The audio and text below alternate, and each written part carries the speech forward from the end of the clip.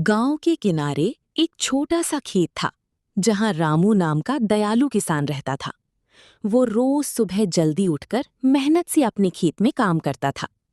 एक दिन जब वो हल चला रहा था, उसे एक घायल चिड़िया जमीन पर पड़ी दिखाई दी। रामू बोला, अरे तुम्ही क्या हुआ? डरो मत, मैं तुम्हारी मदद करता हूँ। वो चिड़िया को धीरे से उठाकर अपने घर ले गया और उसकी मरहम पट्टी की। कई दिनों तक रामू ने उसकी देखभाल की और धीरे धीरे चिड़िया ठीक होने लगी और फिर से उड़ने लगी।